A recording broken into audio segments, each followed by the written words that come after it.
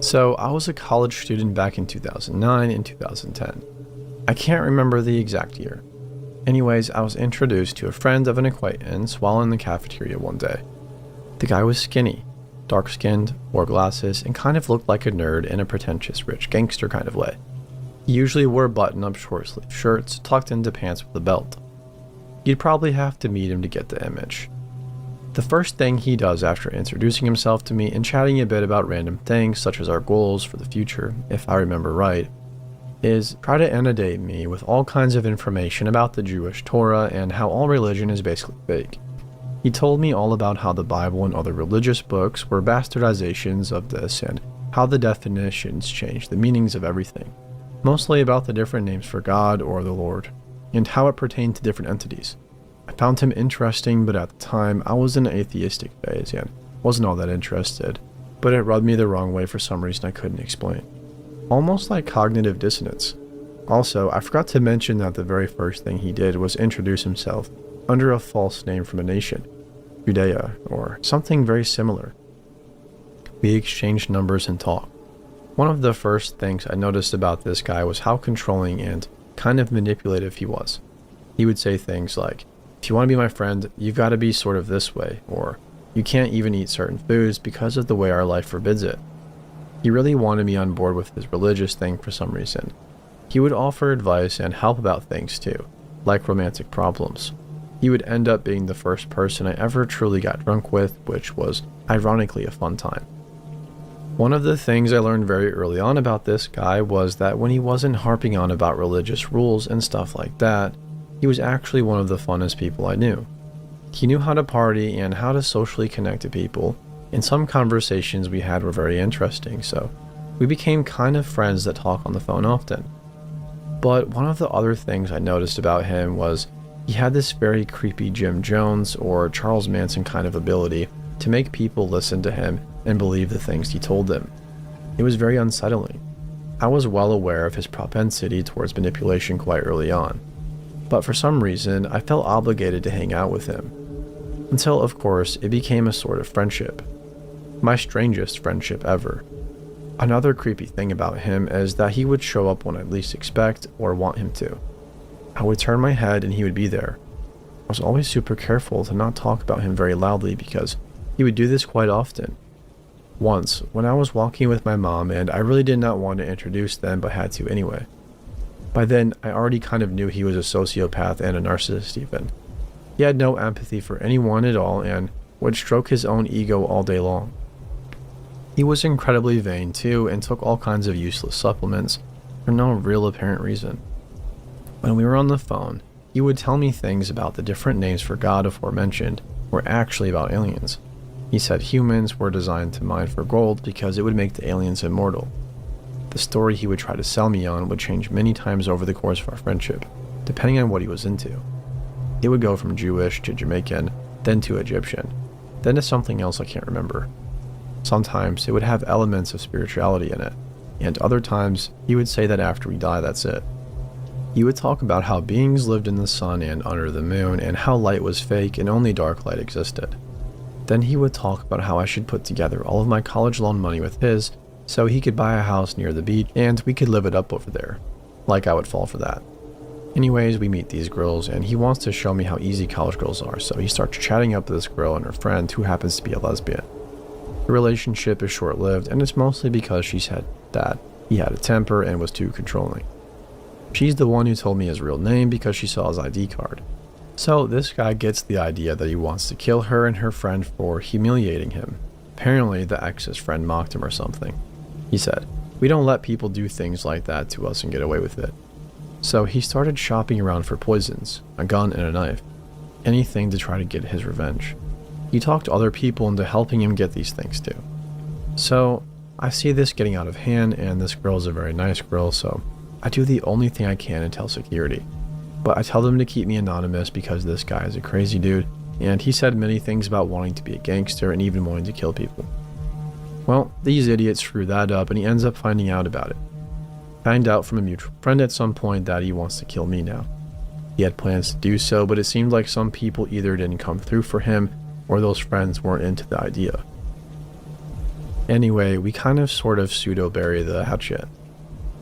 Although he did tell me many times that he could kill me himself, but that he wouldn't do that because I'm his one and only true friend. I roll, but I don't doubt he would actually try to do it. I told him I was manipulated into telling on him. Long story. As you can tell, this story needn't be any longer, and I'm trying to just give highlights and context at this point. The things he said kept getting crazier and crazier, and if you tried to disagree with him, he would just get argumentative with tons of false facts or continue on. Some people actually bought this stuff and were kind of like disciples to him in a way, but I just couldn't get behind blatant lies that a sociopath made up. At a later point, we decided to go back to a beach town to hang out, get drunk and have fun. Yes, I was tempting fate, but back then I didn't care so much, and I really needed to get out and break free from being a shut-in that never did anything. So me, him, and 2 other friends went to this awesome college beach party town. It's only important to mention this because one of the friends he invited along was a guy with social issues that he didn't actually know. The guy had money and the other guy had a car. He used these guys as a means to an end. They weren't his friends, to my surprise. At one point, the guy with the car strands us in the middle of the night when the whole town goes dead. Our cell phones died, and a drug dealer was the only hope for a ride we could get, so the dealer requests that we hold something for him in exchange for a ride while he goes to get his granny's car. Charles makes me put it in my pocket after a bit. Looking back, the guy was doing everything he could to make me look even more suspicious. He had me wait in an alley. I can't remember why exactly. He said it was out of sight, but the dealer came back and said that what he was doing was screwed up and that I stuck out over there in this sort of shadowy area. Looking back, if a cop drove by, they'd have detained me on the spot and then taken drugs off of my person and arrested me. Eventually we leave and Charles decides that we should just keep the stuff the dealer handed him because he never came back anyway. So we are waiting by the gas station and this guy goes up to a police officer to ask for a ride. By this time he had taken the stuff back and forced the other guy to hold on to it. But he had assumed that the socially awkward guy gave it back to me by then. I am sure he was trying to get me with that one at that point. Anyways, after we made it back, things went back to how they usually go. If I haven't mentioned it, Charles was a womanizer. He didn't care who it was, he would go for her. He'd get with women that I thought would be impossible for anyone at all to get with, like married teachers and devout churchgoers who were in committed relationships, but he also didn't seem to have standards. Seemed like he just liked to ruin people's relationships and their lives. Kind of shattered my illusions of people at the time because it showed me that everybody could be manipulated into doing anything, and that identity and personality didn't mean anything. I'm not sure, but I might have been depressed for a long time after that. Anyways, there was this girl who was a pastor's daughter, sort of pretty even. She kept to herself mostly. Charles decided to go out with her at some point, and she entered this rebellious phase where she was sleeping around with everyone. She also didn't bathe or take care of herself. Apparently Charles was her first. When I asked her if that was true, she proceeded to tell me horror stories about how he was manipulative and abusive towards her. And one time during a fight, while they were walking back to campus, he tried to push her into traffic. This was told to me during a period of time he had left and gone somewhere for an internship. Thankfully, I thought because I wasn't likely to see him again. At least not for a long time. I was wrong. He came back when I least expected it, and he was just as screwed up as ever. I told him I thought a girl liked me once and expressed a desire to get with her. Just random conversation that I didn't think would go anywhere. I just needed to work up the nerve and do it. Upon hearing this, he goes over to her. They talk. Next thing I know, they are in a relationship. This relationship lasts a few weeks, and for some reason he's told her and everyone else that I'm his cousin. Suddenly they break up and she's avoiding both him and me. I try to explain that I'm not like him and that she doesn't need to be afraid of me, but she absolutely refuses to be around me. If I sit at the table of all of our friends, except Charles are at, she gets up and leaves. Somebody asked her about it and she told them that it was because Charles was my cousin and that he did horrible things to her when they were together. This scumbag did that stuff just because I liked her, and in a way it was my fault. Anyways, a few years later, circa 2012 or something, I have a new circle of friends. A guy named Ricky, another named Mike, and a girl named Karen. Ricky had a huge crush on Karen, but we all got along just fine. One day, Charles just shows up and tries to get Ricky to join us in our adventures or whatever. I'm really just trying to find any excuse to distance myself at this point, but I guess at this junction in my life, I'm still way too shy to tell people off or not be afraid to speak up. Anyways, this idiot has some plan to form our own gang or something, and one day he's trying to three-way call us. I badly wanted to tell Ricky that giving him his number was a horrible idea, but I didn't want to get shot or stabbed or anything. I didn't pick up the phone, and apparently they had a conversation. Later on, I'd find out that during their few weeks of friendship, Charles was trying to get Ricky in on a plan to lure me into some trap and kill me. He had told Ricky a lie originally that I liked Karen, and Ricky didn't seem to mind and said that he would step down. So Charles started spitting other lies. Ricky didn't go for any of it in the end, and we talked and had a long, healthy conversation about it all. Ricky is still a good friend to this day. Eventually, Charles left, and the last I heard from him was some voicemail from 2015 or something. Hands down the creepiest person I've ever met. Befriended, made an enemy of, and then had to play it cool with for years on end just to not get killed or worse. He never did admit his real name to me. He always introduced himself under false names to strangers too. I think this story needs a lot more detail, so feel free to ask questions in the comments about things that didn't make sense, and I'll do my best to fill in the gaps. I really wanted to keep this short into the creepy points. Charles, let's not meet ever again.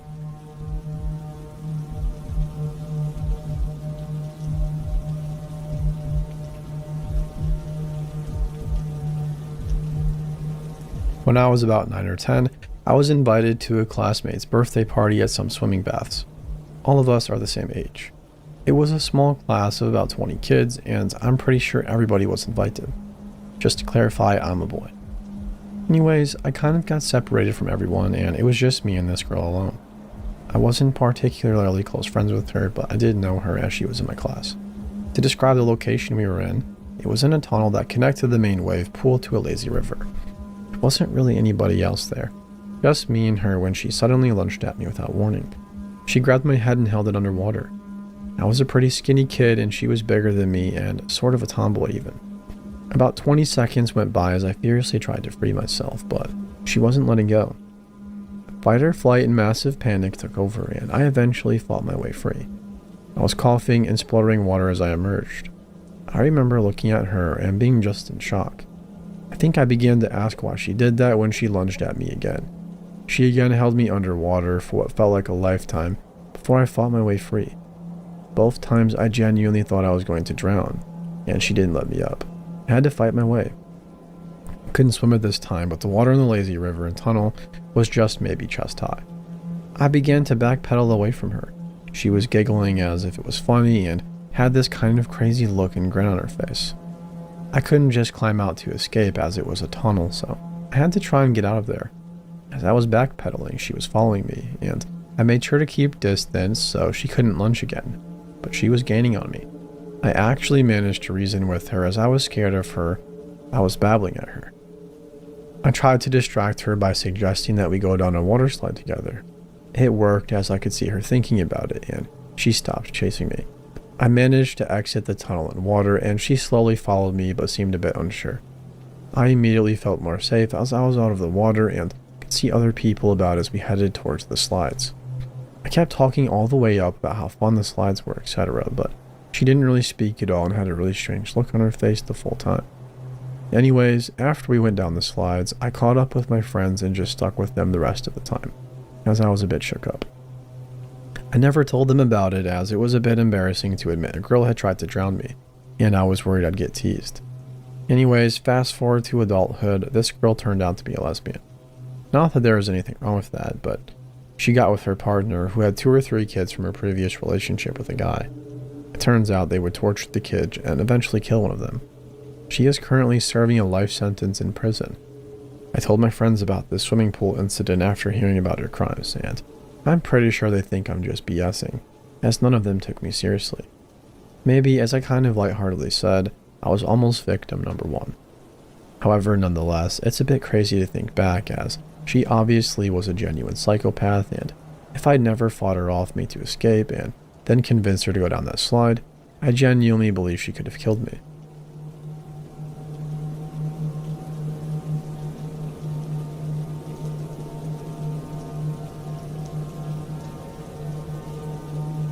This happened about 3 years ago. I was living in a 2-bedroom apartment at the time with my husband.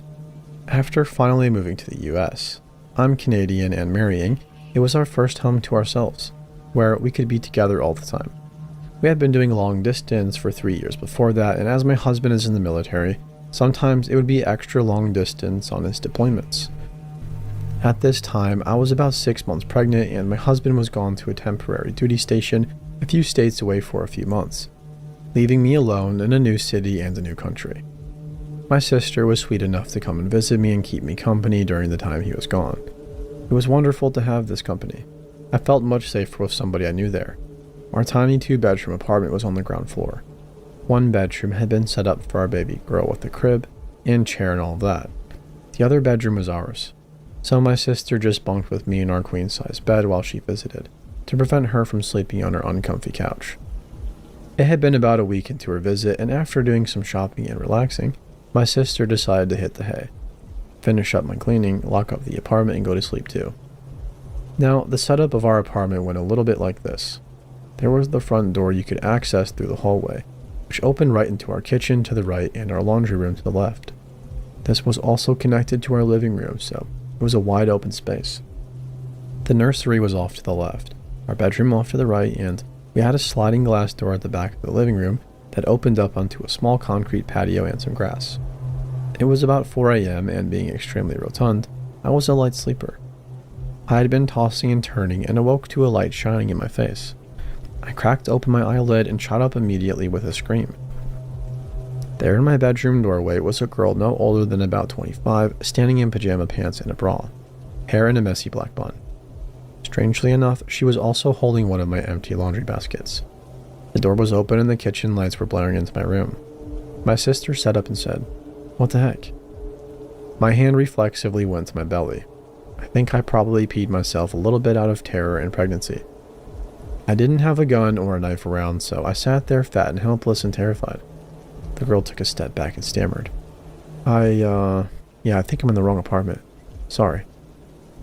My sister takes medications to help her sleep, and she was kind of out of it still, and being Canadian doesn't help. "Oh, it's okay, haha.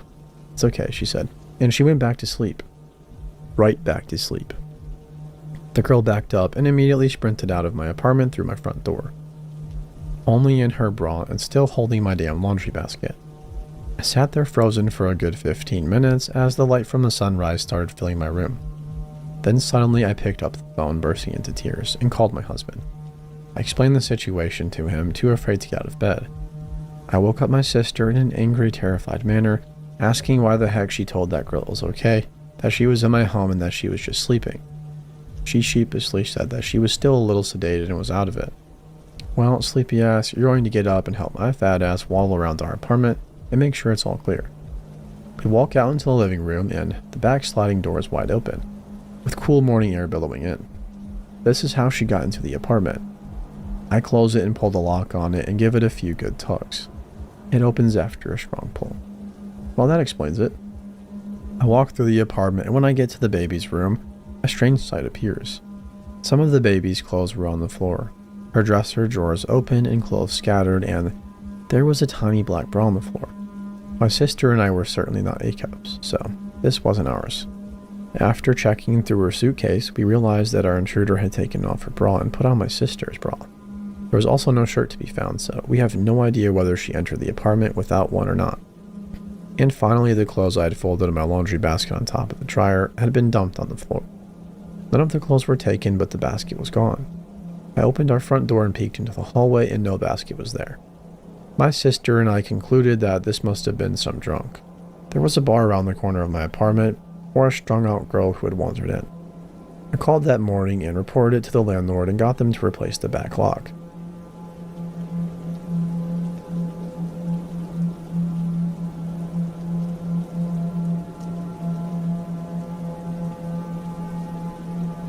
So this happened a couple of months ago, and as I recall the bizarre memory, and feel that enough time has passed now that I can talk about it, I feel inclined to share. It happened shortly after my lunch break. A man came into my work asking where the local bank is.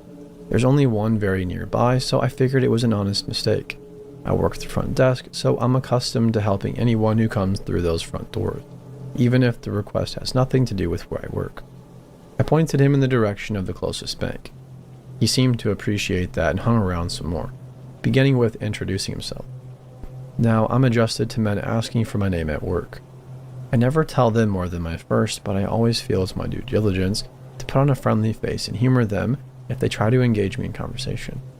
I'm a very confrontational person, but at work, I have a people-pleasing complex, and I always try to go out of my way to make customers feel welcome, even if they're random passerbys that got lost and came in for directions. I didn't think much of it. He asked me if I used the same bank as him. I told him I did, but that I don't use the one near here because I live on the other side of town. Stupid. I know. Thankfully, I didn't disclose much else. This opened the floodgates for more questions. How long have I worked here? Do I enjoy my job? Do I like my bank? It didn't get really weird though until he asked me if I ever thought of being an actress. I had no substantial answer to distinguish such a question with, so I asked why he would ask that. He told me I looked like one and that he thinks I would be really good at it. I didn't know what to say other than thank you. At this point I was stunned. Innocent small talk just took a weird turn. He told me he's working on a film and was wondering if I would be interested in starring in it. I humored him by saying it sounded interesting and asked him what the project was about. Right away he got defensive and said he wasn't sure if he could trust me with that information yet. Okay, fair enough. Do you believe in God? He blurted. Careful to keep my answers neutral, I said, I'm not really sure, I never thought about it much. This isn't exactly far from the truth. I am agnostic. I decided not to share that latter part with him as he was clearly a devout Christian.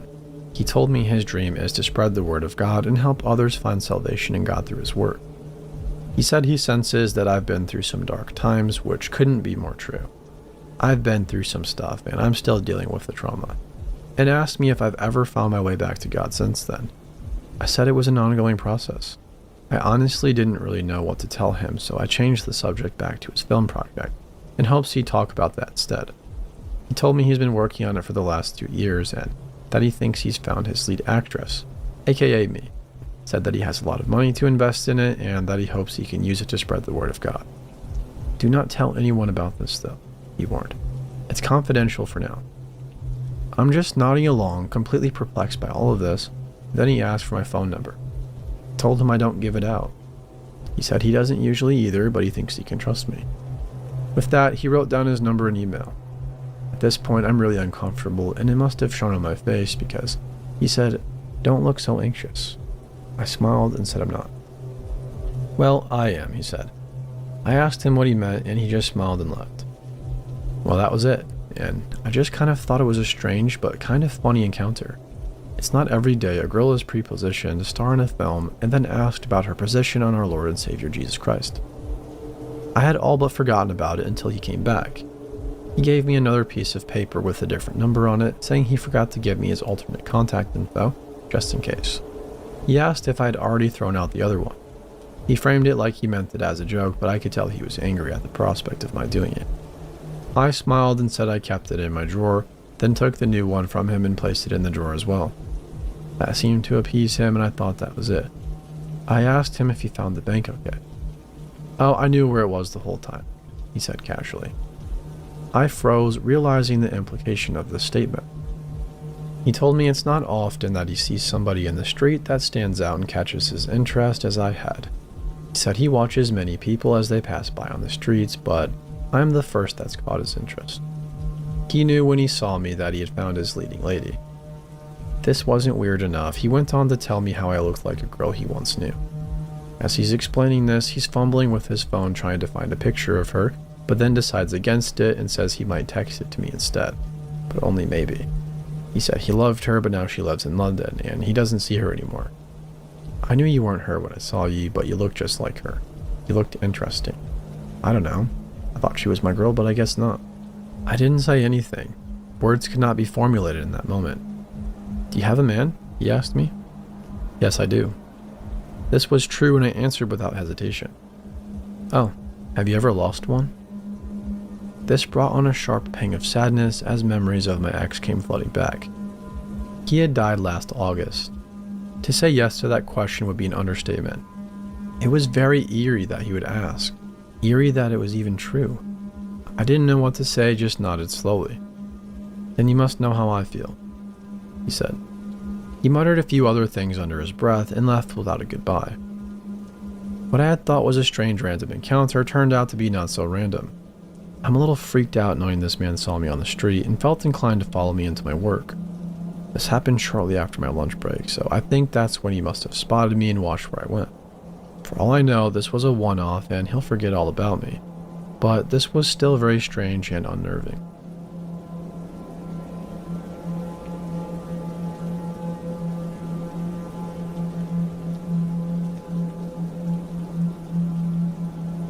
I have always had a pretty relatively boring mundane life. Nothing particularly weird or frightening has ever happened to me except this one summer. Please be aware this story is long. Anyways, here starts the story. When I was about 16, I decided to get myself a job for the summer. This would be the very first job I'd ever had, as my mom usually would provide me with money. I was pretty clueless on where to start, so my aunt did the heavy work and found me a job babysitting for one of her customers. She works at a salon, and the customer's name is Jeremiah. Jeremiah is a Nigerian man who always goes there to get a cut. She tells me that he is extremely nice, and she presumes that he is well off because he is always tipping very well. I'm excited because babysitting for a couple of hours and making good money sounds like music to my 16-year-old self's ears.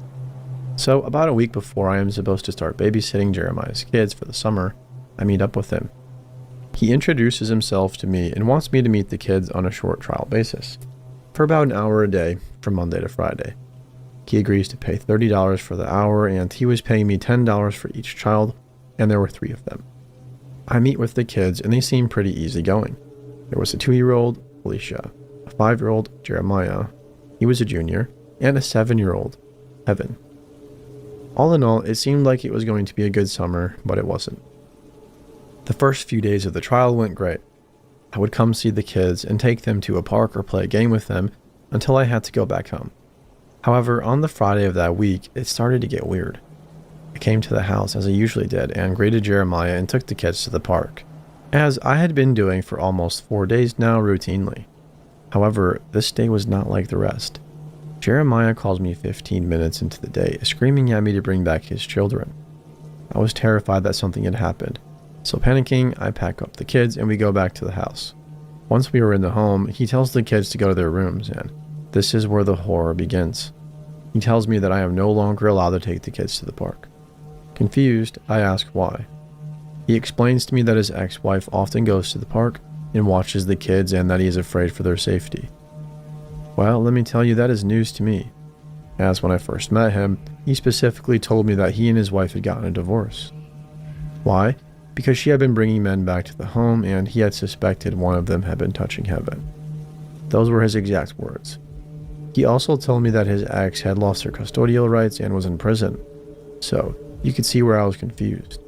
Nonetheless, whatever doubt and confusion I had in my mind, I pushed it down and swore to him that if I ever did see her around the house, I would call the police. As he had also previously told me that he has a restraining order out on her. He tells me to not ever call the police. If I see her, to only call him. Again, I push the doubt in my mind to the side and reluctantly agree. The first month of the summer goes well. I spend about 4 hours a day with them, and during those 4 hours, those kids are preoccupied with their gaming system or riding their dirt bike or doing whatever in their massive house. However, once July rolls around, things get a bit strange. Jeremiah starts coming home from work early on Wednesdays. That's not the strange part. The strange part is that he would come home early from work and expect me to remain at home until my day was done. He also starts to recruit me to do things with the kids and him, like going clothing shopping and going to the doctors, going to the supermarket, and even going to the movies. I was starting to feel more like a nanny than a babysitter. When I would express the idea of going home, as I wasn't needed, he would usually get upset and guilt me into staying. But the kids need you, and this is your responsibility. I was annoyed, but I let it go, as I am only spending 4 hours a day there and getting paid well. My sister, Michelle, on the other hand, would openly tell me how weird she finds Jeremiah, and how she had thought he was trying to groom me into being the kid's surrogate parent and his new wife. I laughed off the idea nothing mildly inappropriate has ever happened.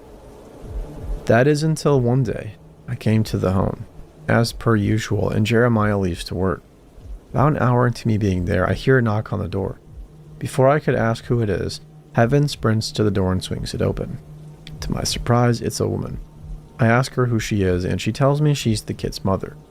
I'm shocked and frightened as this woman isn't supposed to have any contact with these kids. I tell her Jeremiah is at work and that I'm watching the kids in his absence. She gives me a very cynical look and tells me that I can go home, as she is there now. I tell her Jeremiah told me not to let her in if she visits and that she needs to leave. I half expect her to curse me out, but to my surprise, she says, "Fine," kisses the kids goodbye and leaves. I quickly, in a panic, phone Jeremiah and tell him of the recent occurrence. He doesn't seem upset at all. He doesn't even seem surprised. Instead, he calmly thanks me for alerting him, and as he was ending the call, he tells me I am a good girl. Again, I'm a bit sketched out, but I proceed to continue to watch the kids. One day, while I was there, I became curious about the nature of the relationship between the mother and the kids, since they didn't really seem to miss her at all while she was away. Therefore, I do the only logical thing I can do and proceed to pry answers out of Heaven and Jeremiah Jr. To my utter disbelief, what I find out is shocking. It turns out the reason why the kids barely seem to miss their mother is due to her never being gone. They tell me their mother comes home every day, right when Wheel of Fortune is coming on. I ask them if she stays or goes to her own home, and they tell me she sometimes spends the night in their dad's room, but when he is mad at her, she leaves. So I ask the next logical question. I ask Heaven why her dad is often angry at her mom, and she tells me it was because mom isn't a good listener. Right then and there, I get a chill, because up until that point, it seems like I am putting together a puzzle, but none of the pieces are matching. I start rewinding to certain things Jeremiah would say to me as certain things he would do that I didn't think much of. For instance, every time I was playing with Felicia, when he was around, he would always tell me I was a good mom. Not that I will be a good mother. No, I am a good mother. He asks me if I am dating anyone, to which I innocently answer I am not. He even asks me if I am sexually active, which I rightfully decline to answer, although I am not. He becomes really touchy with me, always wanting to touch my hair or hug me goodbye. Comments on my appearance a lot, telling me I am attractive and look in shape. He makes me stay later on certain days, even after he is home. I got the feeling those were the days he had kicked his ex out. And last but not least, Jeremiah starts to advise me to come in through the garage and not the front door when I come in the morning. Each time I do, I am greeted by a shirtless Jeremiah who attempts to go in for a lingering hug. I honestly think he wanted something to occur in that garage. He would attempt to keep me there conversing with him in the dark. It was a combination of those things, as well as what the kids tell me, that makes me question the legitimacy of everything he has ever told me. I begin to think that maybe Jeremiah didn't want a babysitter, but a new wife to be the mother of his kids. As time progresses, I really begin to dread going over there. I would begin to get anxiety even thinking about it. Nonetheless, I still continue to go, not telling a soul what is occurring. As time progresses, I find out even worse news. Jeremiah's ex-wife wasn't his ex. They're still married. He apparently abuses her often and is paranoid that she is having an affair with someone, so he sent her away to Nigeria for a month. I learned all of this from the women in the salon my aunt works at. Not only that, but also Jeremiah constantly brings women home while the wife is away. She finds out about this because she sometimes pretends to go to work and stays behind to watch for visitors. She has asked him for a divorce, which is why he sent her away. I also learned that he would regularly threaten to kill her if she ever left him. By the time the truth has come out, I am done. I have about a month and some change left, but tell Jeremiah I can no longer watch the kids because I have to attend basketball camp, which is a lie. He became visibly upset and told me that I have to continue to come back. I told him that I will not be doing so, and that's when he starts becoming irate. He calls me a slut and tells me the only reason I want to leave the kids and him is because I was seeing other men. Mind you, I was 16 at the time. No obligation to watch his kids or him. I leave that day crying and don't come back the next day. My mom asks me why I'm no longer working there, and I tell her it was because the job was too stressful. Well, about a week later, I was up in my room and heard the doorbell ring. I didn't think much of it until I hear Jeremiah's voice. I creeped down the living room to see him casually sprawled over one of our couches as if he lived here. I hear his booming voice directed at my mother, in what I presume to be his authoritative voice. He states, "We need to talk about my girl. She hasn't been to my house in a bit and the kids are starting to get worried. Don't like that. Where is she?" My mother, picking up on the strangeness of the situation, lies and tells him I have left with a friend, to which he has the audacity to ask whether it is a male or female friend. Well, that is the straw that breaks the camel's back. My mom tells Jeremiah that his questions are invasive and predatory. She then asks him to leave, to which he does, to my surprise. From there on, I don't see or hear from Jeremiah for about a year. He still texts me, but I quickly learned to block his number. After a year, I learned some more information. His wife has gotten full custody of the kids and is living in another city about an hour from where we do. I thought that was miraculous, because Jeremiah makes it abundantly clear that those kids and his wife are his. A few months after learning that information, I am jogging in my neighborhood when I wander by his house. I try to sprint past it, but I am dead from my run, so instead I opt to cross the street and stay a good distance from his house, in case he is nearby. Out of nowhere, Jeremiah pulls into the road and stops his car near me. He rolls down his window and asks how I've been. I am scared shitless, but he is pretty civil, despite how we left things prior to this. He babbles about himself and makes some offhand comments about my body, but what catches my attention is what he says toward the end of the conversation. He tells me his wife tricked him into losing custody of the kids. So, this is how it occurs. She calls him while he is at work one day and tells him Jeremiah Jr. is acting up. Being the abusive piece of shit he is, he rushes home to show Jeremiah discipline and respect. Well, his wife records the whole thing. The police are called, a report is filed, and I guess that is how she is awarded temporary custody of the kids. However, he assures me that he will be getting his kids back because they are his, and his wife will soon pay for her transgressions. The whole conversation makes me feel pretty uneasy, and I am glad when it ends. I run home and briefly tell my sisters about it and then never think about it again. That isn't until I hear the news, a few weeks before my birthday, from my aunt of all people, that Jeremiah has gotten his kids back. His wife mysteriously falls ill and goes back to Nigeria and dies. I know it sounds crazy, but that is exactly what my aunt told me. I am again frightened after hearing that news and disclose to my sisters what he told me a few months prior to her death. About a year after that, I am jogging again and pass his house. This time, he comes out of his home to wave me down. He asks me if I want to say hi to the kids. I tell him no, as they probably will not remember me. He then asks me something shocking. He asks if I want to say hi to his wife. He calls her to come out. I am then approached by a very young woman, probably a few years older than me, with her baby on her arm. She smiles and politely introduces herself. I am shocked, so I exchange pleasantries and finish up my jog. Once I get home, I tell my sisters what I have just witnessed. I don't know if Jeremiah did anything to his wife, but I have an eerie feeling in my gut that he is not all that innocent.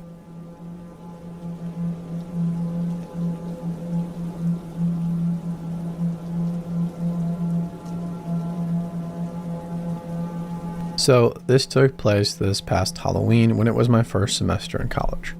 I am a freshman female. It was Halloween, and while my amazing roommate was getting drunk and partying with my ex-friends for the 100th time, I was alone and bored in my dorm room. Granted, I didn't want to risk the chance of COVID, but couldn't stand being in that damn room any longer. Screw it, I wanted to party. So I started looking around on my phone. I forgot how exactly I came across her, but a girl who was a self-proclaimed freshman invited a group of 10 people to this party that her friends were throwing. Socially distanced and everything she promised us. Luckily, my couple friends wanted to jump on this party. Granted, we socially distanced and wear our masks. The girl sent us the address and told us to tell the people there that Monica invited us. Well, that's where things got very weird. One of my ex-friends decided, screw it, let's not wait any longer for us to get ready. Granted, I was still putting on my makeup and went to the party himself. When he got there, he did exactly as this Monica said, and the guy there refused to let him in and called him a slur. Granted, his ex-friend was a little weird, so he thought, hey, what the heck, we'll just leave if we sense something is off. After driving there in my friend Steve's car, My friends and I and Mary got out of the back seats and were instantly dumbfounded. Like, we weren't certainly expecting a castle or anything, but this place is an actual dump and the neighborhood is extremely dirty and dark. Well, even though we got the creeps from the place, we did just spend 30 minutes getting there, so screw it again. We walked to the door and this guy who was absolutely plastered and at least on 3 different drugs answered. We tell them, we're Monica's friends. Confused, he looks at Mary and me and just silently nods and opens the door for us to come in, ignoring Steve completely. Well, what we met was certainly not what we expected. There were around 20 frat guys huddled around the table, filled with booze and drugs, silently watching a girl, the only female there mind you, giving a guy a lap dance. No masks, nothing. We were the only ones wearing them. Confused and horrified, we silently head down to a huge black staircase that was smack dab in the middle of the cramped living room. What greeted us was not another group of people or Monica and her friends that supposedly invited us there. Instead, I kid you not, at least 8 black locked doors or more that looked like they came out of a Saw movie greeted us. After trying one of the doors, Steve looked on in horror as the adjacent door slowly opened. What looked like 2 at least middle-aged greasy men came crawling out, looking at Mary and me in a weirdly perverted way. Unlocking and entering one of the numerous doors, we could only watch in horror as another bouncer-looking man came out of nowhere and started screaming at Steve.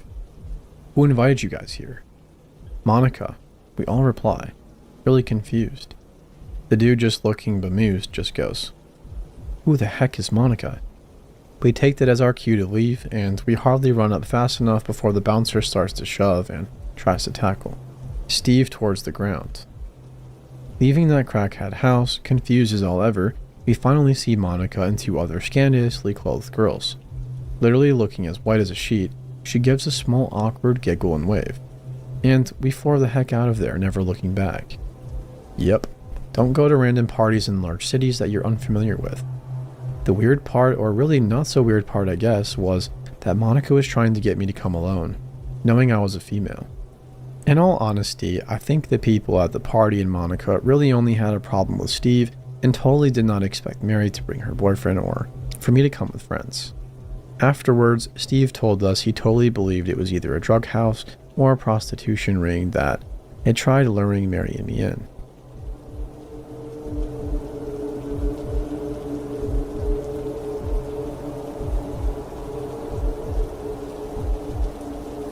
Background info. I'm a 20-year-old girl living in a small rural town, probably 20,000 people max. My house is pretty close to the center of town, so I normally go to the only big supermarket we have within walking distance to buy my groceries. The way there is really public. Past a school, 2 churches, and a lot of shops, so it's really busy, and I've always felt safe going to and from.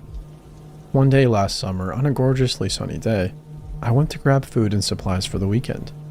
It was about 1 p.m. and lunch rush is really busy. People are pretty much everywhere, as well as quite a bit of traffic. My route goes absolutely fine. I'm within sight of the supermarket when I notice a guy just standing to the side of the pavement on a corner slightly away from any main shops. He is maybe 5'9", late 50s, and wearing a bit of an odd outfit for the weather. A tropical/Hawaiian shirt, really rare for rural England, and thick wool trousers with boots.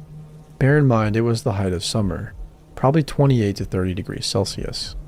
Because he looked a little bit unusual, I glanced at him for a second, but I didn't really pay attention. As I walked past, I noticed out of the corner of my eye that his head turned to stare at me. Hey, whatever, people can be creeps. After I get about 10 paces ahead of him, I feel one of those vibes where you feel really uncomfortable for no real reason. I glance behind me as subtly as possible, and this guy is now following me. I'm starting to freak out a bit at this point. I'm 5'6" and quite small. This guy had some height and even more weight on me, but I was really close to the supermarket, so I figure I can either shake him in there or he wasn't following me and I was being an idiot. Probably the latter. So I get a trolley, go in, and the shop is busy, with the usual security guard and lots of bright lights. I give a quick look around me once I'm in, and I can't see the guy, so I start shopping as normal. Then I see him lurking about the entrance. He was looking around the shop but not quite coming in. So I grabbed what I needed from the aisle within view of the door and kept an eye on him as much as I could. He started to follow me around the shop. either in the aisle I was in or just at the end of it. He wasn't looking at anything on the shelves, wasn't carrying a shopping basket, and didn't have anything in his hands. So now I'm getting very scared because I've been taking much longer with my shop than usual, and he's still there, still following me, and still not buying anything. Eventually though, I've inspected every label of every item on my list about 3 to 4 times, and I have to get home. The problem was that I really didn't want to leave the safety of a well-lit public supermarket and go home carrying shopping.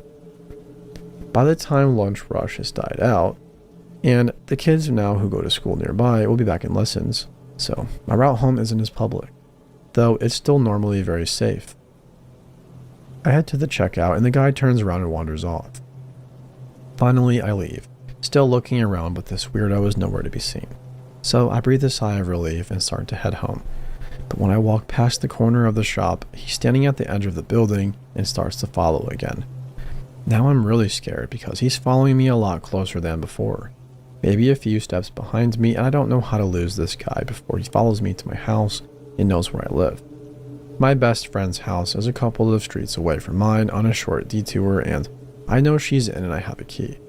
So I'm trying to look in a rush without looking like I'm running away and head straight to her place. I get inside and dump my stuff, quietly telling her what's going on. When we look out the window, we can see him standing on the opposite side of the street, looking back and forth at his watch in the house. Eventually, he leaves, and I get my friend to drive me back to mine because I was not going to take any chances with this guy. All seems okay after that. But then, a couple of days later, my friend calls me and says this guy is on the corner of her street, wearing the same clothes and looking at his watch. The time was about 20 minutes or so before I arrived at hers the other day. She was alone in the house, so she decided to drive to mine so we could decide whether to call the police and just generally feel safer.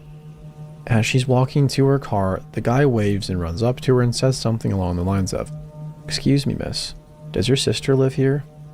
She left her phone at a cafe yesterday and I couldn't get it back to her. Is this my friend's address?" He then gave her a description of me and said he'd found the address in my phone.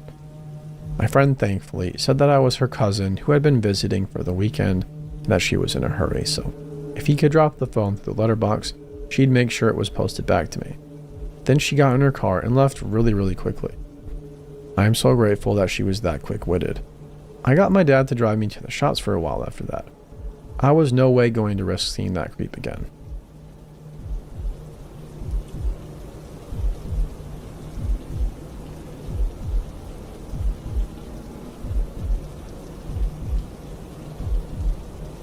"15 years ago, when I was about 21, I had a night out with friends on the Gold Coast in Australia.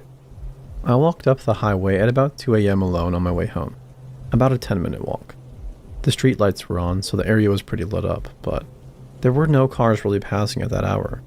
I hear the sound of a huge truck coming up the road and think nothing of it. As soon as the truck almost passes me, I hear the gears changing and the truck slowing down until he stops. He yells out and asks if I need a lift, which I decline and keep walking. At this point, I thought it was sweet of him to ask a young woman if she needed a lift because I certainly shouldn't have been walking alone. His truck is on the other side of the road. I see the door open and he gets out. I freeze for a second. We make eye contact and I know I have to run. I ran so fast all the way through the back streets with him chasing me. Thankfully, he was pretty overweight, so I was able to outrun him. He probably chased me for a good few minutes. I finally got home, ran inside, and woke my housemate, who said I was as white as a ghost. I always think about that night and wonder what may have happened to me if he caught me. 15 years later, and the anxiety is still as fresh as the day it happened.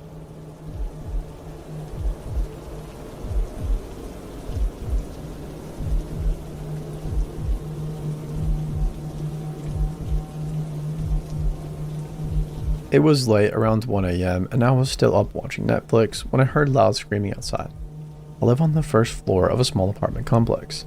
I could only make out vague shadows of people on the street through the curtain and a car that sped off. I didn't think anything of it though, because my neighborhood is filled with loud people and neighborhood drama. So this wasn't anything new. I only wanted them to be quiet so I could watch my show. I heard a woman yelling for help, followed by a loud bang on my front door. It made me jump. I stood up, wondering if I should open the door or not. My wife comes in from the hallway, wondering what was going on. I brought her up to speed and tried to look out the people. It was dark and I couldn't see the woman. I turned on the porch light. I screamed in a panic to my wife. She's covered in blood.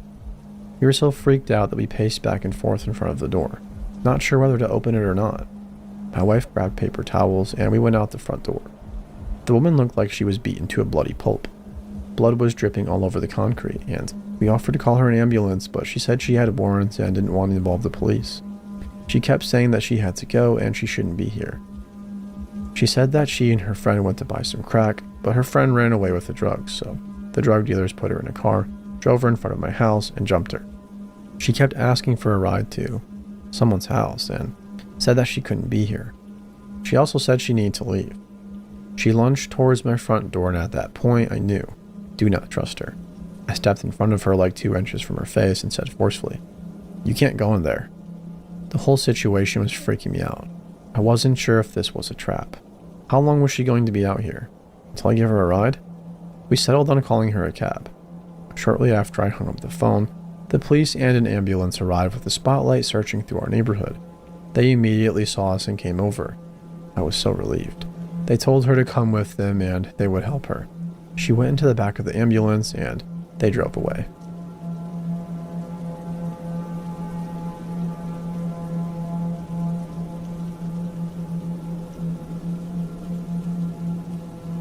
This story happened about 5 years ago in a fairly small town in Illinois.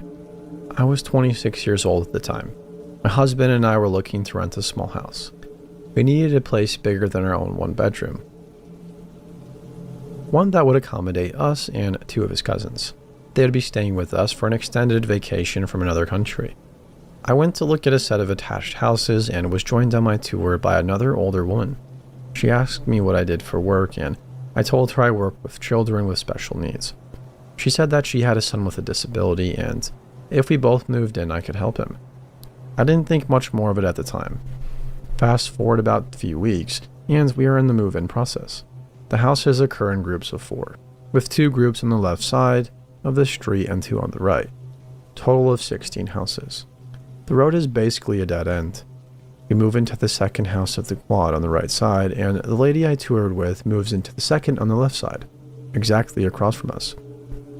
On either side of our house is a family with children, grandparents raising a 13-year-old granddaughter, and a Brady Bunch step family, raising multiple children with at least 2 to 3 teen/preteen girls. This matters a lot, I promise.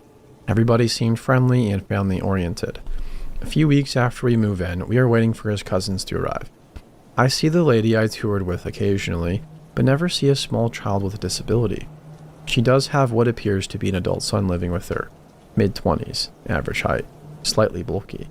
He often sits on patio furniture in his garage with the door up. When I'm coming home/leaving, we wave and say hi, but that's about it. A lot of the people in the neighborhood use their garages as patios. It's very weird. I can't explain it. One night, it's about 3 a.m. I'm in graduate school and stay up all hours of the night studying. My husband works midnights in a Toyota factory and won't be home for about 4 hours. I had just laid down about 20 minutes before, but was not asleep yet. It was going to suck at 6:30 a.m., but 4 hours a night was the norm then. All of a sudden, I hear a loud knock at the door. I go to answer it. There's no people, but about 2 feet away is an oversized set of windows that looks into the living room.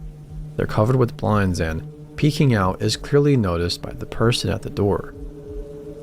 I skip this and talk through the door. I will stop here and say I'm inherently naive. I trust everybody, but am getting somewhat better since we have moved to a city since this occurred. At the other side of the door is the neighbor's adult son. He tells me that his mom left for work and he forgot his keys. Could I let him borrow my phone to call his mom? I go to unlock the door, justifying that I know this man from the neighborhood and I wanted to help. At the last second, my brain kicks in, though. Tell him that I'll dial the number for him and go get my phone. When I return, I see the handle jiggling. Why didn't I stop then? I don't know. Instead, I ask him for the number. I still don't know why I didn't open the door. I am very naive, but also very thankful something stopped me.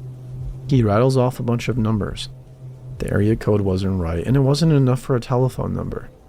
I asked him to repeat it, thinking maybe I misheard. He says, "Oh, that's okay. My mom just pulled up." Remember, his house is parallel to mine. I look out the window and nobody has arrived. The garage door isn't up. No cars in the driveway and no lights are even on. He walks over and walks directly into the home from the front door. After taking a few deep breaths, I tried to decide if I should call 911 or if maybe I'm being paranoid. Somehow maybe I missed his mom's arrival. It wasn't possible, but I didn't want to think about the alternative. However, at that moment a police car pulled up, lights on. The couple on the left side of this man's house is a young lesbian couple who coincidentally work with my husband. They come out to meet the police. I also go out thinking I can at least ask him to follow up once whatever he was called for was resolved. Turns out the man had tried to open their door and walk in. Because they also worked midnights but had a day off, they also kept late hours. They were watching TV, heard him and called the cops. I tell the police my story and go back to bed. I figure I'm overreacting because he didn't ask me to make a statement or otherwise record my issue. More of an "I'll check this all out, little ladies" thing. The next day, I'm talking to the grandmother of the 13-year-old and the mother with multiple kids that live on either side of me. Apparently, he watched their daughters playing outside and even asked one to come over and sit on his lap in the garage. The grandma said he tried to open the bedroom window of the girl, but it was locked. I don't know if they reported this to the police ever, but they said he was asked to move by the landlord. His mom could stay, but he wasn't allowed to live there or visit. After that, things calmed down. We did notice tool marks on the back door, which opened directly into the master bedroom. I know for a fact the marks weren't there when we moved in, as I took pictures of everything to ensure we received our deposit back. However, I didn't observe them until a few weeks later, and he was already gone. I can't say for sure if he did it prior or if it was someone else later. Either isn't a comforting choice. Many months later, near the end of our 1-year lease, I start to see the son around again. He wasn't consistently at the home like before, but appears to visit once a week or so. One night around 2:30 a.m., there's a loud knock on the door. This time my husband, who had switched to a daytime shift by that time, answers through the door. As soon as the person hears a male voice, they turn and walk away. They're wearing a hoodie and dark clothes, and he can't see the face. The body type is similar. The person walks at an angle away from our house in the general direction of the back of the neighbor's house. It was unclear if he was walking towards a creek/swamp area with an open field behind or to the back of the row of houses across from us. Either way, I called the landlord the next day. He confirmed the man wasn't supposed to live there, said he had mental challenges but didn't elaborate, and said he would follow up. We never saw him again and luckily moved across the country a few weeks later.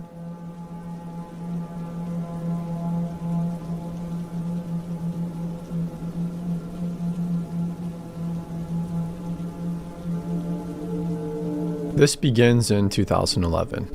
I had just turned 24 and, with my cosmetology license, I began working at a hair salon down the street from my apartment. I lived in a pretty wealthy suburban neighborhood on the water. I called it the sleepy beach town. Most nights I worked the front desk, closing with my coworker, Becky. Becky was a shy and reserved younger girl who would easily get embarrassed talking to customers. I, on the other hand, was very extroverted and took pleasure in talking with anyone and everyone. The salon was divided 3 ways. There was the room to the left where the stylist cut and colored hair. The receptionist's desk was on the right when you first walked in, and behind it there was a wall between the desk and the back room, reserved for guest waiting, spa treatments, and shampooing. I had to approach from the side to get behind the desk. It started off as a typical night at the salon. There were 2 stylists finishing up a couple of clients in the stylist room while I was busy training Becky on how to close out the cash register. The clock just turned to 6:30 p.m. and it was already dark out when a man walked in. He was tall and a true silver fox with a full head of hair. He wore a black North Face fleece and he looked like your typical Pacific Northwest local. He asked me if he could take a seat and wait. This is not a weird request in the salon since many women's husbands come to pick them up and wait until their wife's appointment is finished. I assumed this man was doing the same. 20 minutes passed by and then he walked right up next to Becky and me behind the counter. He looked down at me and said, "I've been waiting, but nobody has shown up." I politely asked who he was waiting for and he replied, "You know," and winked. "No, sir, I do not." How can I help you? Are you both over 18? Excuse me? I have good money and I've been patiently waiting. Now I'm getting irritated. I want my massage and I want it now.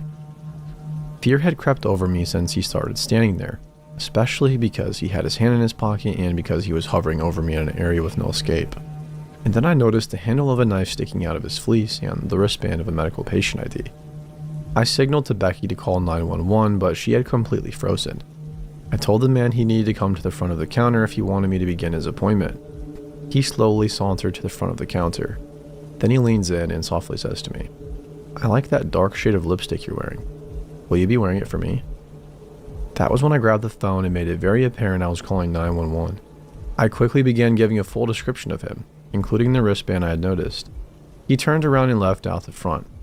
I had this weird feeling that he wasn't done yet, and so I locked the entry door.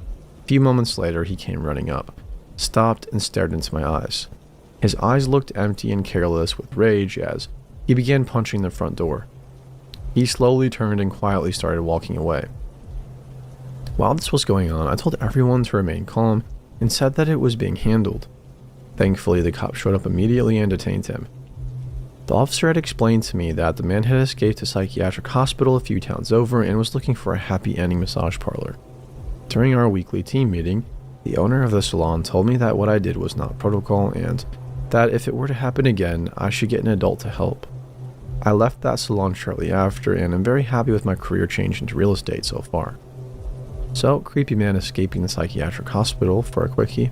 Let's not meet again.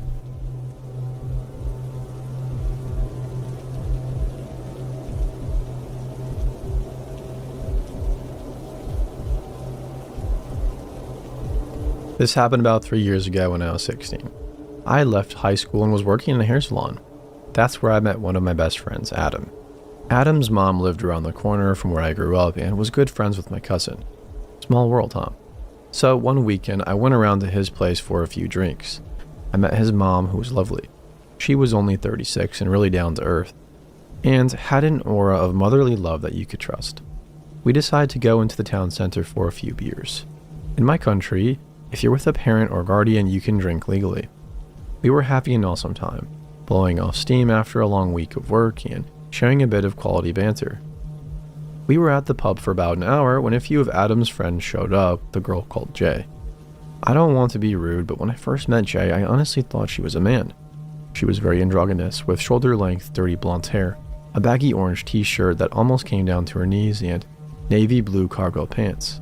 This in itself is a crime against fashion, and I remember wondering, not in a mean way, why she was hanging out with Adam's friends, as they are all massive fashionistas with barbed tongues and no qualms in calling out fashion disasters.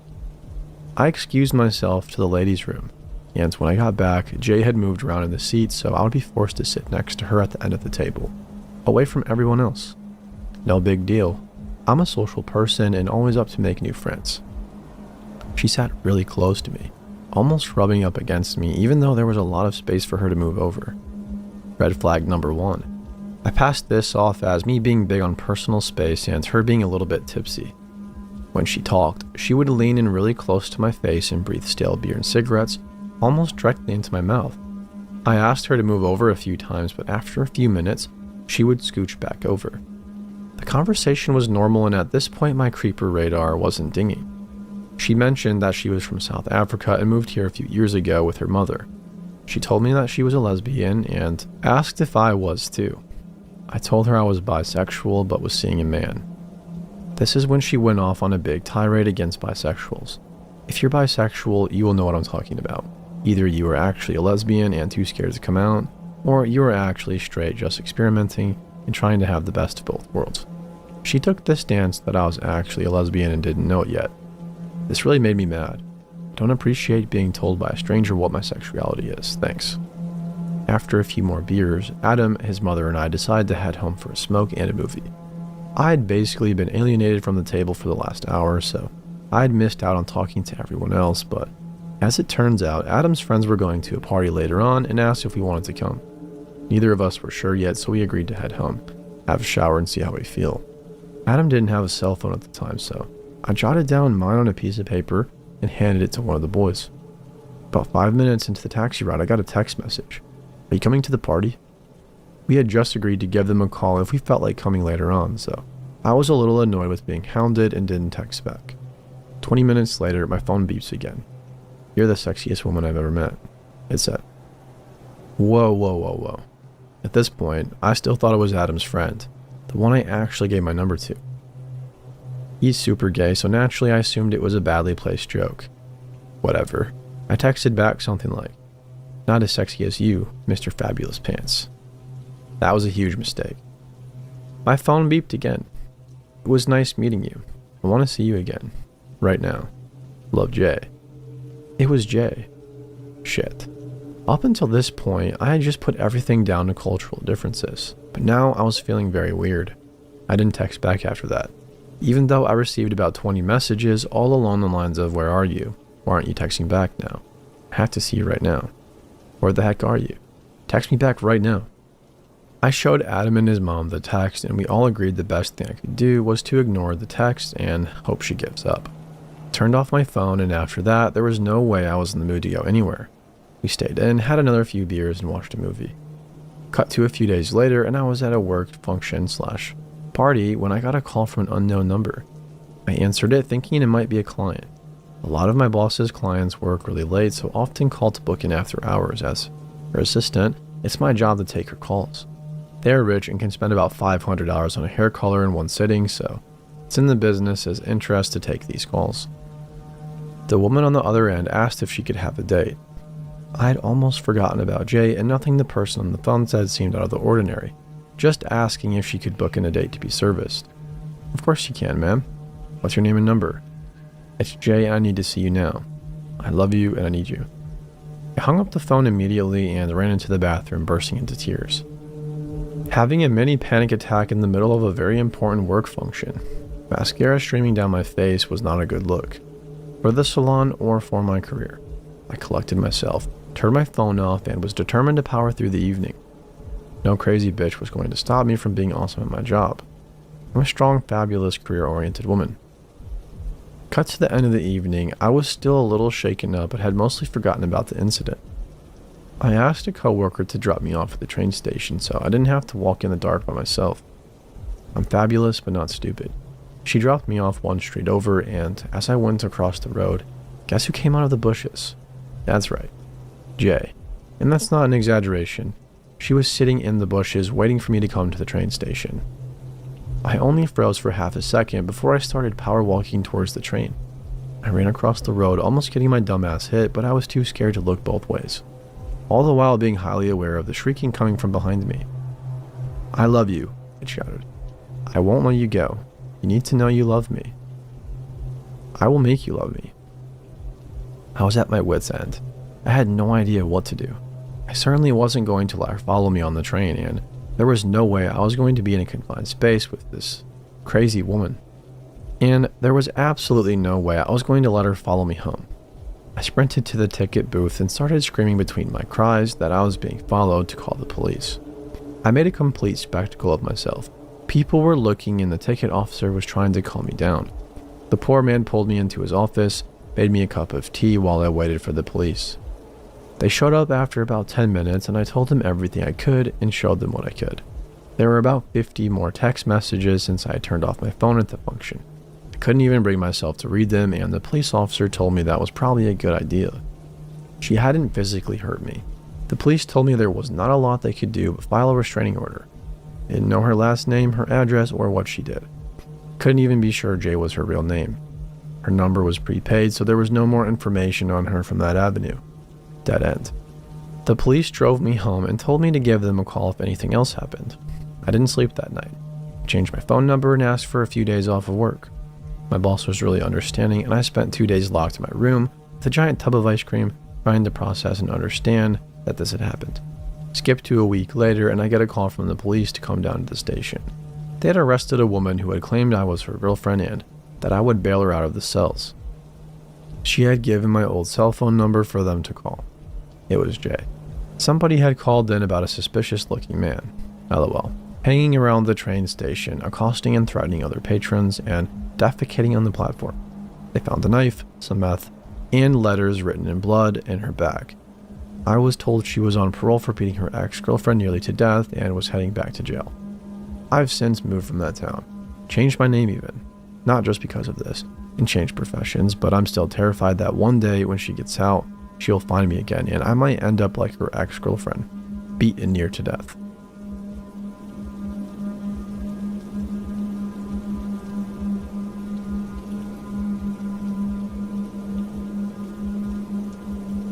Seeing as a lot of people enjoyed my previous story, I will continue sharing my not-so-wholesome adventures from the hood. This one, though, is slightly darker than the previous. It deals with attempted kidnapping, trafficking, and/or murder. Who the heck knows? Not me, I'm still here.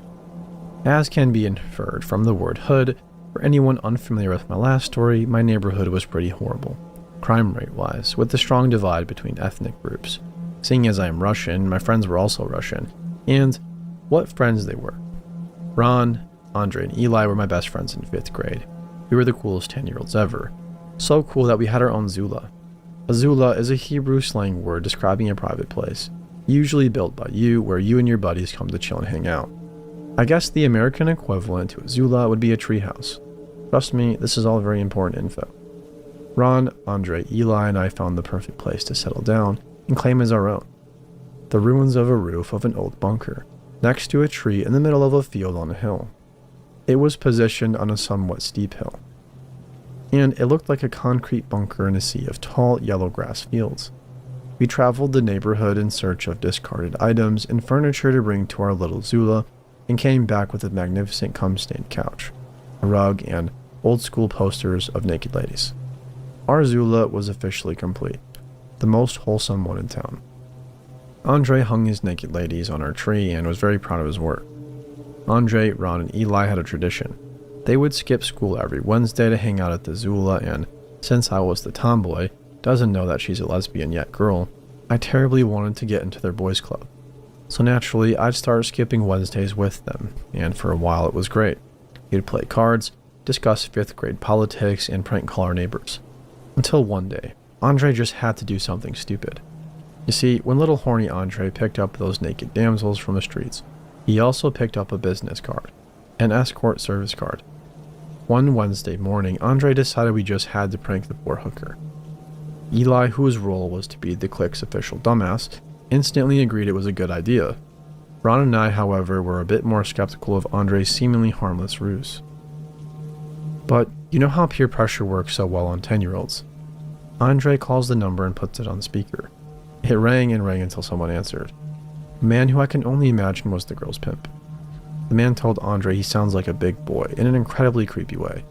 And mind you, Andre did have somewhat of a deep voice in comparison to normal 10-year-olds. So when Andre, that beautiful idiot, decided to seriously buy a hooker, he had no objections. Andre proceeded to give him the closest address to our zula and an exact description of how it looks. As soon as the call ended, Ron flipped out on Andre and left.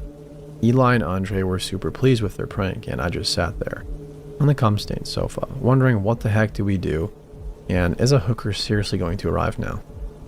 Andre and Eli were sure the man got their joke. Well, he didn't. About 30 minutes passed by, nothing. No hookers to be seen. We all laugh about our biggest achievement yet and completely forget about the "what a big boy voice you have" man. I think it was an hour later, we saw a black van pull over the next street to our zula's field, the address that Andre gave. Andre and Eli ignored my concerns regarding the inconspicuous van, and so I am the only one watching it. It goes up and down the street as if trying to see if there's any way for it to drive into the field. Impossible, since it's sort of locked between apartment complexes and a cliff, and then pulls over again at the original spot. At this point, you'd expect a woman to come out, but oh no. 2 men get out of the van and start walking uphill towards our field toward us. I could feel myself screaming internally as I motioned my butts to look. We all sort of freeze and have a little, "oh shit, what have we done" moment. And then one of the men yells, "Big boy, I need to ask you something." And we practically leave a cloud of dust getting the heck out of there. We ran up the grassy hill, which gets quite steep as you approach its peak, when Eli fell and scabbed his knee. We didn't notice him falling because he didn't even make a sound, and by the time we saw him, we were too far and even more terrified as the men were approaching him and us fast. So we left him there, like cowardly 10-year-olds we were, and kept running. We reached another bunker area in the upper street. It is Israel. Bunkers and shelters are everywhere, and hid in one of the 4 concrete shelter buildings, designed like big old boxes. We gently closed the metal door, sat in the farthest, darkest corner, and waited. We could hear the men searching the other shelters, and at this point we were pretty sure we were going to be found. The moment came and the men opened our shelter's door. I remember his voice till this day. Cold, eerie, and disgusting. We just want to talk. We came all this way for you. We screamed our lungs out, and by sheer chance, a couple who were walking their dogs came to the area to investigate our cries. They scared away the men with threats of police and their massive German shepherds, and we thought that would be that. We were so relieved, but then we remembered Eli. We quietly crept back down towards our Zula, but didn't see Eli anywhere. Andre was the only one of us who owned a cell phone, so calling him was impossible. We thought maybe he'd managed to run back home, and that was our next destination. I remember we looked around carefully for the van. It wasn't parked in our vicinity anymore, so we walked down to that street on a route that connects to my street and eventually to Eli's. We managed to get to my street, and at this point, we were sure the van and the men were gone. We were wrong. They circled the neighborhood, and we saw them coming back behind us. We freaked out and ran up a long case of stairs, the van almost hitting us and the stairs breaking with the screeching tire sound.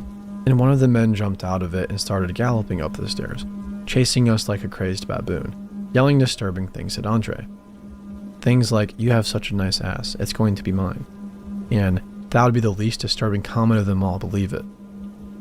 We were not fast enough to outrun the man, and in the middle of the staircase, just as we were about to break left into a rocky terrain, he grabbed Andre. Andre was screaming so hard by now. I had never heard him scream like this, and I was in tears. Then, in a moment of accidental courage, I picked up a rock and ran down towards the van.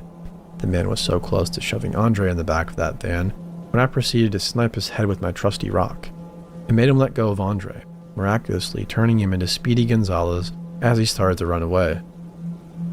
Still screaming his very soul out. I, on the other hand, was pretty much screwed.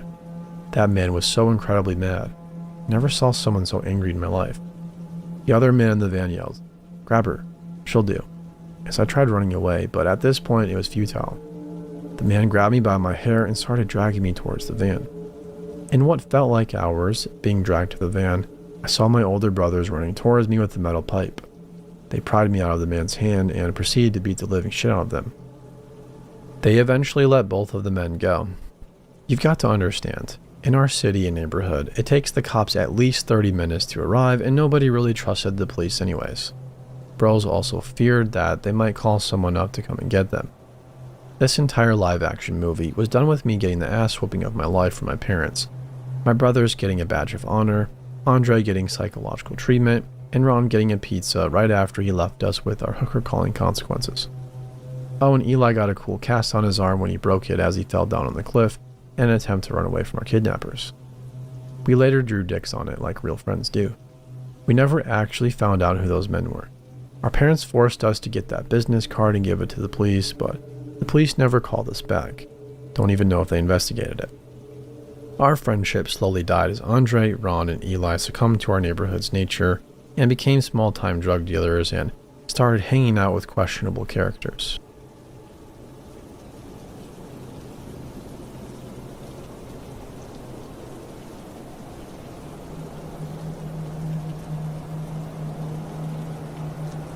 So to start off, before I moved away for work, I used to be heavily involved in the art scene in my old city, especially small theatrical type gigs. When you run in those circles, you see and interact with the same people a lot. Broadly, this was fine, and that's how I met plenty of my best friends. This is a story about a dude I did 4 shows with, and man, he was a weird one. Enter Eric.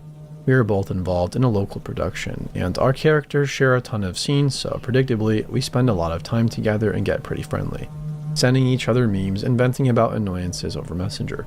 Typical friend stuff. I'm a touchy-feely person, so the occasional hug when we hadn't seen each other in a while was par for the course. I did the same to all my other friends too, so I didn't think anything was weird about it. The same happened when he started asking me to get coffee before rehearsal. I love caffeine, I love conversation. Sounds good to me. Little did I know that to him, The simple act of getting coffee and hugging now meant that we were dating. He hadn't asked me out, hadn't used the word date or boyfriend or girlfriend, or any of this. I was definitely not in the room for this decision. He just decided I was his girlfriend. He also began to craft some off-the-wall narrative that we were in love, which he kept texting our mutual friend Max about. When, on Halloween, he kept telling me how sexy my costume was, I was a little confused. Generally, friends don't talk like that, but I brushed it off. Chalked it up to the fact that it involved a dress and fishnets. Figured it was whatever, until he randomly kissed me. Because I didn't know the whole girlfriend thing yet, I didn't mind it too much. He was a handsome enough guy and we were friends. I wasn't opposed to having a fling with him, which is what he acted to me like he wanted. We made out a few times and kept making inside jokes, and it more or less seemed chill. That was all I signed up for, and I told him as much. Then he starts getting creepy. He starts pressuring me to get into his car with him at night to cuddle. Something about him being so focused on wanting me alone at night gives me a weird vibe I can't explain, and I keep declining. I start to wonder if he has the wrong idea, so we get coffee again. And at some point I mentioned that I can't be his girlfriend. I wish I could say it ended there. He also starts making a big deal about me being the only girl younger than him he's ever wanted. Eric is 6 months older than me, and we're both in our mid-20s. Weird then, weirder with hindsight. He follows it up by saying that he still has a high libido and really wants to bone. Meanwhile, he is still obsessively texting Max about how in love with me he is, and that we have a deep connection, which, again, mostly consists of memes and caffeine. All the while, he says jack shit to me about this. When we were in shared spaces like rehearsals and I didn't give him my full attention or drop whatever I was doing, like my literal damn lines, and pay attention to him, he'd do increasingly dramatic things like randomly start crying or other dramatic nonsense. The next time we tried to talk about this, he kept insisting I played with his heart. I tried to insist that I had no intention of playing him, that I've told him multiple times we weren't dating, and that I'm honestly not sure what it did. It ends in a rant about random things I'd done months ago that he apparently never stopped being annoyed about. He pretty much totally stops talking to me after this, being cordial at rehearsals, which is frankly a relief. When getting coffee with Max near closing time one week, she shows me all of his dramatic texts, all of his weird confessions of us being in love. I show her my own text history, showing that Eric literally never clued me in about our apparent whirlwind romance. She gives me some pleasant closure by showing me one text about our last weird conversation, wherein Eric said my refusal to apologize for not stopping mid-rehearsal to hug him months earlier had made him lose all feelings for me. That's more or less where my weird fantasy, not romance, with him ends, but I don't feel good knowing that after a bunch of other people, including me, left the cast party, he apparently hooked up with 3 19-year-olds at once. So much for thinking a woman 6 months your junior was too young. Huh, dude.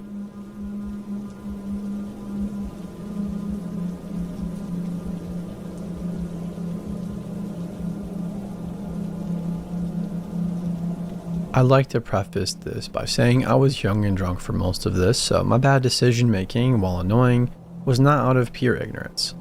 I was 20 female at an anime convention. My 21st birthday was coming up a month later. So my roommates decided to let me get shit-faced as long as I stayed in the room or left with somebody I trusted.